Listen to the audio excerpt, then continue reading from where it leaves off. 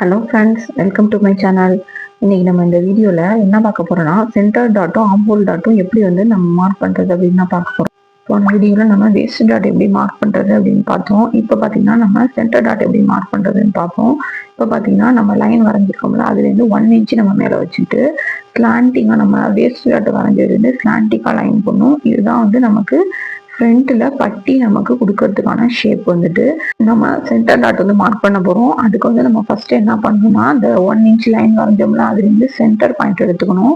எடுத்துக்கிட்டு நம்ம டாட் பாயிண்ட்லேருந்து மேலே வந்து 1.5 இன்ச் வந்து நம்ம 2 சைட்லையும் வச்சுக்கணும். இது வந்துட்டு இப்போ வரைகிறது பார்த்தீங்கன்னா சென்டர் டாட், இப்போ வரைகிறது பார்த்தீங்கன்னா ஆம்போல் டாட். இதுக்காக நம்ம 1.5 இன்ச் வச்சுக்கிட்டோம்.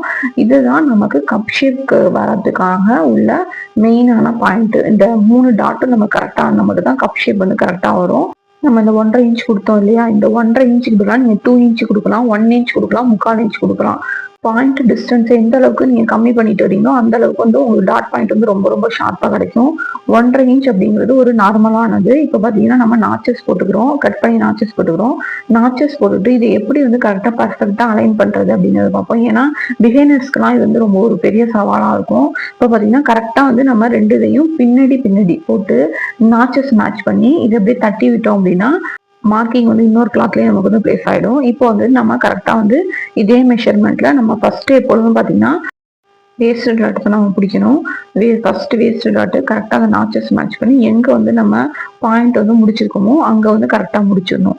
இது மாதிரி தான் நம்ம ஸ்டிச் பண்ணணும். முடிக்கிறப்ப பார்த்தீங்கன்னா டபுள் ஸ்டிச் போட்டு முடிக்கணும். நெக்ஸ்ட்டு பார்த்தீங்கன்னா centre dot, first waste dot stitch பண்ணணும், நெக்ஸ்ட் வந்து சென்டர் டாட் ஸ்டிச் பண்ணணும், அடுத்தது பார்த்தீங்கன்னா ஆம்போல் டாட் ஸ்டிச் பண்ணணும். எப்பொழுதுமே இதில் வந்து டாட் பிடிக்கிறப்ப ஆரம்பத்துலையும் முடிக்கிறப்பையும் டபுள் ஸ்டிச் போட்டு நீங்கள் ஆரம்பிக்கணும். அப்படி ஆரம்பித்தாதான் கப் ஷேப் வந்து உங்களுக்கு கரெக்டாக கிடைக்கும். நீங்களும் இது மாதிரி ஃபாலோ பண்ணுங்கள். உங்களுக்கு இந்த வீடியோ பிடிச்சிருந்தா உங்கள் ஃப்ரெண்ட்ஸ் ஃபேமிலிக்கு ஷேர் பண்ணுங்கள், லைக் பண்ணுங்கள், சப்ஸ்கிரைப் பண்ணுங்கள். தேங்க்யூ.